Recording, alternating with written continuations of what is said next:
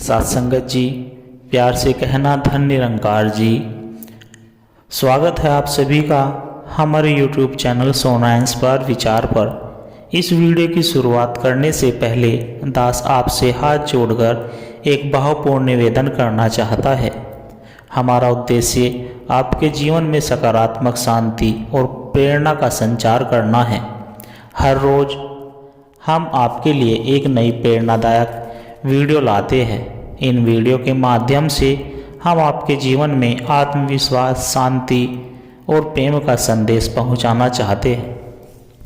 आपसे निवेदन है, कृपया हमारे चैनल को सब्सक्राइब करें और नोटिफिकेशन को ऑन करना न भूलें, जिससे कि आप किसी भी अनमोल साखी, सत्संग या संदेश से वंचित न रहे। आज की हमारी कहानी का विषय है ज्ञान और विवेक पर सत्संग विचार। चलिए शुरू करते हैं।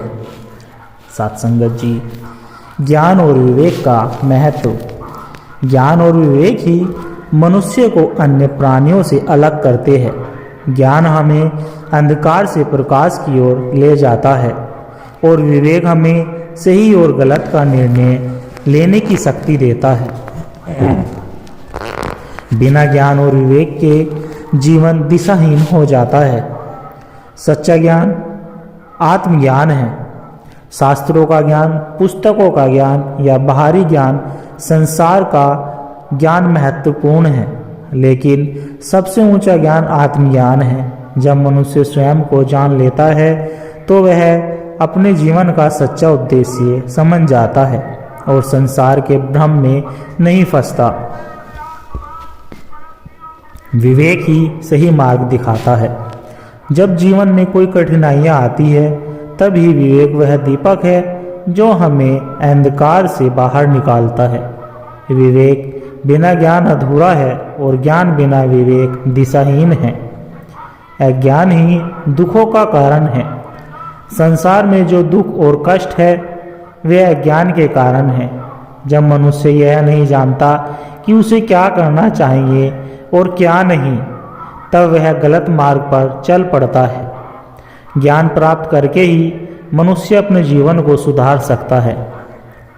सही निर्णय लेने के लिए विवेक आवश्यक है। विवेक मनुष्य का सबसे बड़ा मित्र है।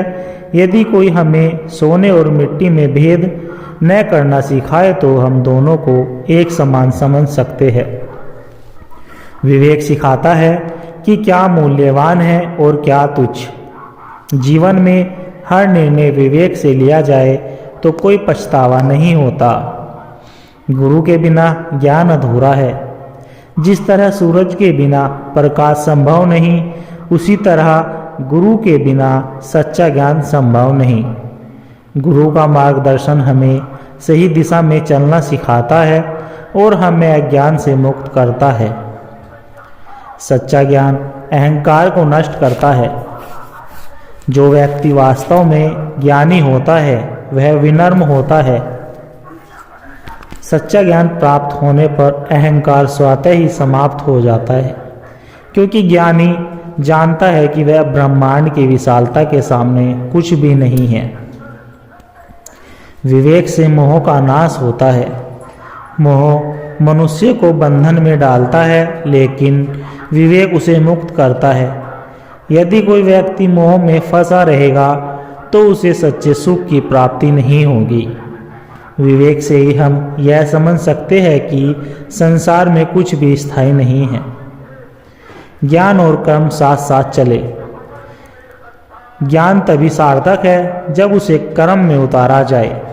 केवल शास्त्रों को पढ़ना या प्रवचन सुनना पर्याप्त नहीं है, बल्कि ज्ञान के अनुसार आचरण करना ही असली भक्ति और साधना है। सच्चा ज्ञानी वही है जो सेवा में तत्पर रहता है। जिस व्यक्ति ने सच्चा ज्ञान प्राप्त कर लिया वह सेवा में लग जाता है। उसी बुद्धि स्वार्थ से मुक्त होती है और वह पूरे संसार को अपना परिवार मानता है। सेवा से ही ज्ञान और विवेक का सही उपयोग होता है। ज्ञान और विवेक मनुष्य के जीवन को सुंदर और सार्थक बनाते हैं। जो व्यक्ति सच्चे ज्ञान को अपनाता है और विवेक से जीवन जीता है वही सच्चे सुख और शांति को प्राप्त करता है। सत्संग का महत्व। सत्संग हमें आत्मज्ञान की ओर ले जाता है। जिस प्रकार कोयले की ढेरी में एक जलता हुआ कोयला सभी को जलाकर प्रकाश फैला देता है, उसी प्रकार सत्संग हमें ईश्वर से जोड़कर जीवन को प्रकाशित कर देता है।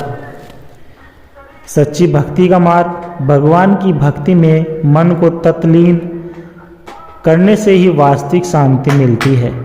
संसार के मोह में लिप्त व्यक्ति सदा अशांत रहता है, लेकिन जो ईश्वर के नाम में रम जाता है वह हर परिस्थिति में आनंदित रहता है।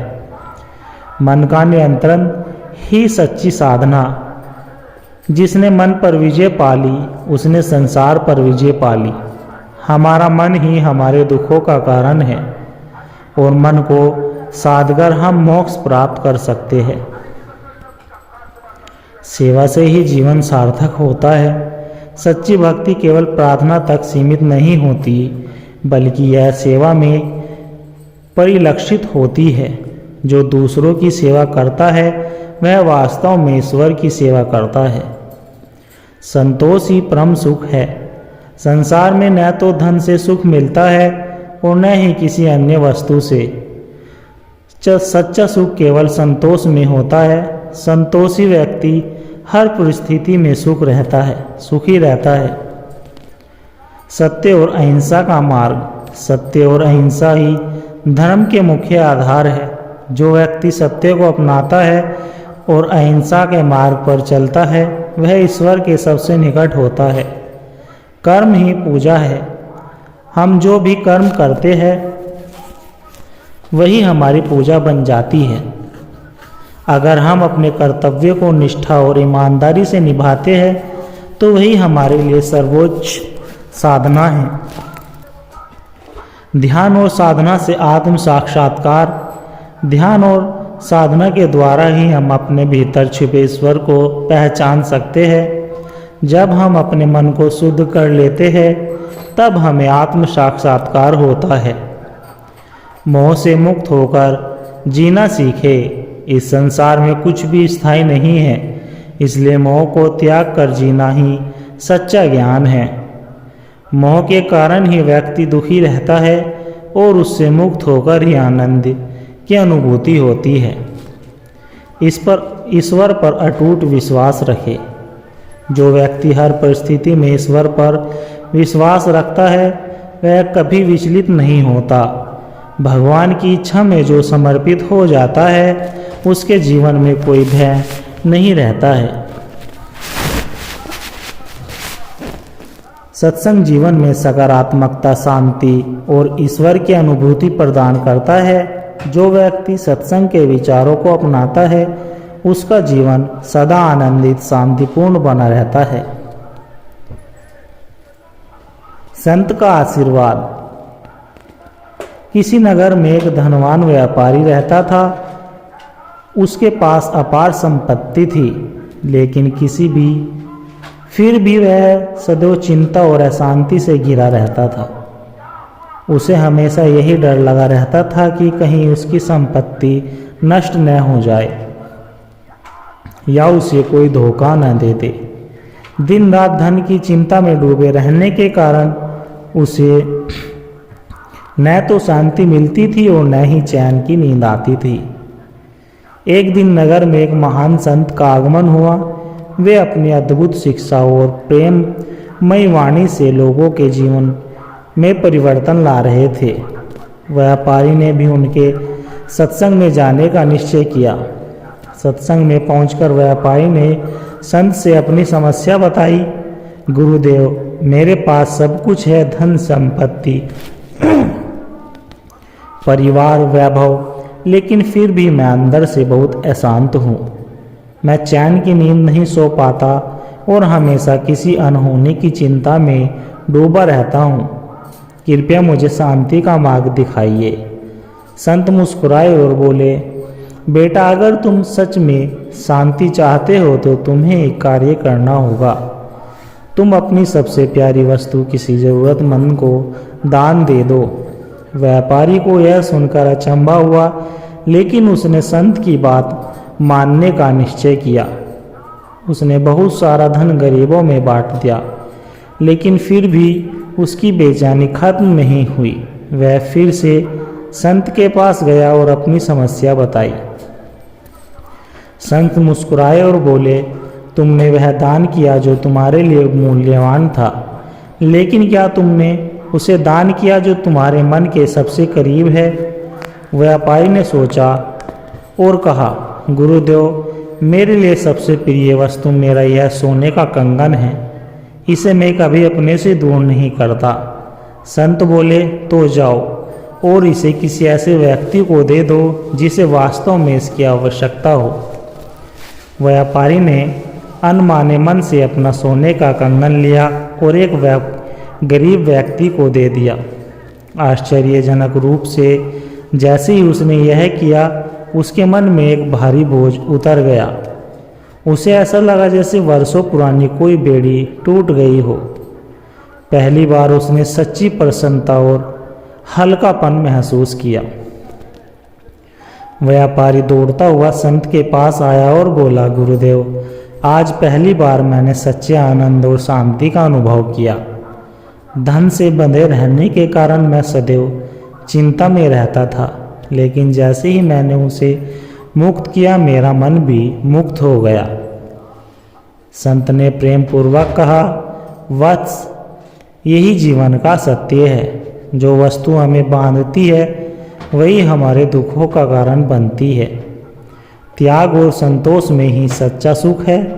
जब तक तुम वस्तुओं से मोह रखोगे, वे तुम्हें बंधन में रखेगी, लेकिन जब तुम उन्हें त्याग कर ईश्वर में मन लगाओगे तो सच्ची शांति प्राप्त होगी।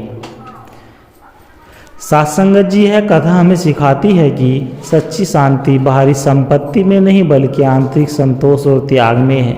जब हम अपनी प्रिय वस्तुओं के प्रति आसक्ति छोड़ देते हैं, तब हमें असली आनंद और मानसिक शांति की प्राप्ति होती है। राजा और सन्यासी, आत्मज्ञान की यात्रा। बहुत समय पहले की बात है।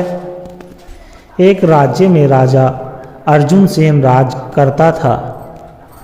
उसका साम्राज्य बहुत बड़ा और उसके पास असीम धन, ऐश्वर्य और शक्ति थी, लेकिन फिर भी वह हमेशा बेचैन और अशांत रहता था। उसके मन में यह प्रश्न बार बार उठता, इतनी संपत्ति और वैभव होने के बाद भी मैं भीतर से खाली क्यों महसूस करता हूँ। एक दिन उसके राज्य में एक महान सन्यासी आए। उनकी ख्याति दूर दूर तक फैली हुई थी। वे जीवन के गूढ़ रहस्यों को जानते थे और जो भी उनसे मार्गदर्शन लेता उसे आत्मज्ञान की प्राप्ति होती। राजा ने उनसे मिलने का निश्चय किया। राजा ने सन्यासी के पास जाकर विनम्रता से पूछा, गुरुदेव, मेरे पास सब कुछ है, लेकिन फिर भी मेरे मन को शांति नहीं मिलती। मुझे बताइए कि सच्ची शांति और आनंद कहाँ मिलता है। राजा ने सन्यासी की ओर मुस्कुराते हुए देखा और कहा, राजन, यदि तुम सच में आत्मज्ञान चाहते हो तो तुम्हें मेरी एक शर्त माननी होगी। राजा ने श्रद्धा से सिर झुकाया और बोला, गुरुदेव, मैं आपकी हर शर्त मानने को तैयार हूँ। सन्यासी बोले, तो फिर आज से 7 दिन बाद मेरे आश्रम में आओ, लेकिन एक शर्त है, तुम्हें अपना पूरा राजपाट और सभी सांसारिक सुख छोड़कर आना होगा। राजा यह सुनकर हैरान रह गया। वह पूरी रात इस विचार में खोया रहा, क्या वह वास्तव में अपना राज्य छोड़ सकता है? लेकिन आत्मज्ञान की तीव्र इच्छा ने उसे तैयार कर दिया। 7 दिन बाद राजा अपने महल, धन दौलत और शाही वस्त्रों को त्याग कर सन्यासी के आश्रम पहुंचा। अब वह साधारण वस्त्रों में था और उसके पास कुछ भी नहीं था। सन्यासी ने राजा का स्वागत किया और कहा, राजन, अब तुम जीवन के वास्तविक सत्य को जानने के लिए तैयार हो, लेकिन इससे पहले तुम्हें मेरी एक और परीक्षा देनी होगी। राजन ने उत्सुकता से पूछा, गुरुदेव वह परीक्षा क्या है? सन्यासी बोले, तुम्हें जंगल में जाना होगा और वहाँ 1 महीने तक ध्यान और साधना करनी होगी। भोजन और पानी के लिए किसी पर निर्भर नहीं रहना, जो प्रकृति दे उसी में संतोष करना। यदि तुम इस परीक्षा में सफल रहे तो मैं तुम्हें एक सच्चा आत्मज्ञान का रास्ता दिखाऊंगा। राजा ने इस चुनौती को स्वीकार कर लिया और जंगल में चला गया। पहले कुछ दिन बहुत कठिन बीते। महल में हर सुविधा पाने वाला राजा अब जंगल में अकेला था। उसे भोजन खोजने में कठिनाइयाँ होती, कभी फल मिलते तो कभी नहीं, लेकिन धीरे धीरे उसने प्रकृति के साथ सामंजस्य बैठना सीख लिया। वह ध्यान करने लगा और अपने भीतर झांकने की कोशिश करने लगा। धीरे धीरे उसे एहसास हुआ कि उसकी शांति भारी चीज़ों पर निर्भर नहीं करती, बल्कि उसके अपने मन के भीतर थी। 1 महीने बाद वह फिर से सन्यासी के पास लौटा। अब उसके चेहरे पर एक अलग चमक थी, आंखों में संतोष और मन में गहरी शांति। सन्यासी ने राजा को देखकर कहा, अब बताओ राजन, तुम्हें शांति कहाँ मिली? राजा ने उत्तर दिया, गुरुदेव, मैं पहले समझता था कि शांति मेरे राज्य, धन या ऐश्वर्य में है, लेकिन अब मुझे एहसास हुआ कि शांति बाहरी चीज़ों में नहीं बल्कि हमारे मन के भीतर होती है। जब मैंने अपने मन की इच्छाओं को नियंत्रित किया और स्वयं को संसार के बंधनों से मुक्त किया, तब मुझे सच्चे आनंद की अनुभूति हुई। सन्यासी प्रसन्न हुए और बोले, यही सत्य है राजन। जब तक मन बाहरी वस्तुओं पर निर्भर रहता है तब तक अशांति बनी रहती है, लेकिन जब भीतर की ओर मुड़ता है और आत्मज्ञान की ओर बढ़ता है तब वास्तविक आनंद मिलता है। यह कथा हमें सिखाती है कि सच्ची शांति और आनंद बाहरी दुनिया में नहीं बल्कि हमारे भीतर है। जब हम अपनी इच्छाओं और मोह माया से मुक्त होकर आत्मज्ञान की ओर बढ़ते हैं तब हमें वास्तविक सुख और संतोष प्राप्ति होती है।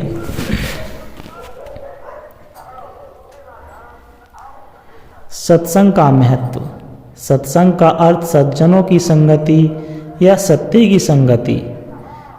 यह हमारे मन को शुद्ध करता है और हमें आत्मज्ञान की ओर ले जाता है। जिस प्रकार गंगा जल में स्नान करने से शरीर की शुद्धि होती है, उसी प्रकार सत्संग में भाग लेने से मन और आत्मा की शुद्धि होती है। संसार में धन, प्रतिष्ठा और वैभव नष्ट हो जाते हैं, लेकिन आत्मज्ञान की संपत्ति कभी नष्ट नहीं होती। जिसने अपने भीतर छिपे परम सत्य को पहचान लिया, वह संसार के मोह से मुक्त होकर सच्ची शांति का अनुभव करता है। मन की चंचलता ही दुखों का मूल कारण है। यदि मन को वश में कर लिया जाए तो सारा संसार अपने आप वश में हो जाता है। ध्यान, सत्संग और आत्मचिंतन के द्वारा मन को नियंत्रित किया जा सकता है। सिर्फ उपासना करना ही नहीं बल्कि निष्काम सेवा और प्रेम से किया गया कार्य भी भक्ति का ही रूप है। जब हम अपने कार्यों को ईश्वर की सेवा मानकर करते हैं तो वह कर्म ही पूजा बन जाता है।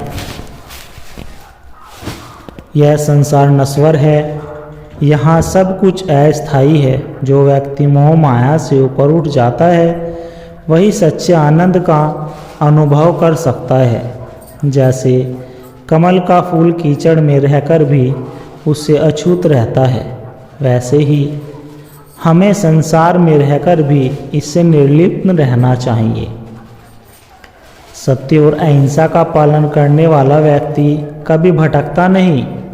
सत्य को अपनाने से आत्मबल बढ़ता है और अहिंसा को अपनाने से करुणा और प्रेम की भावना का विकास होता है।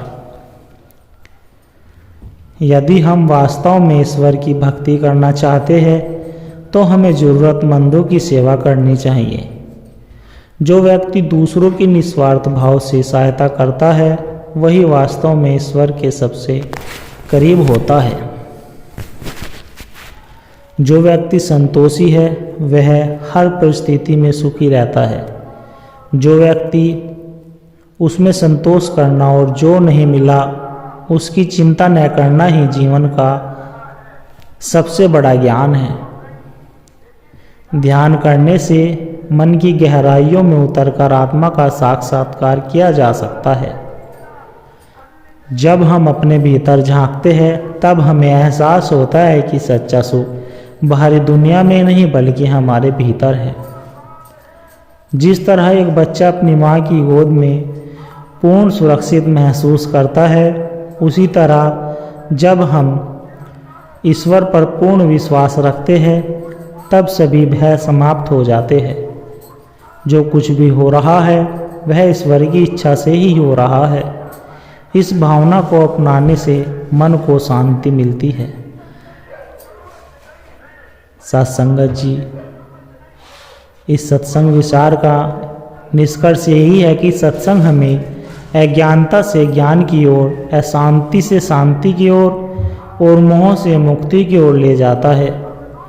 जो व्यक्ति सत्संग के विचारों को अपने जीवन में उतारता है वह न केवल स्वयं को आनंदित करता है बल्कि समाज में भी प्रकाश फैलाता है।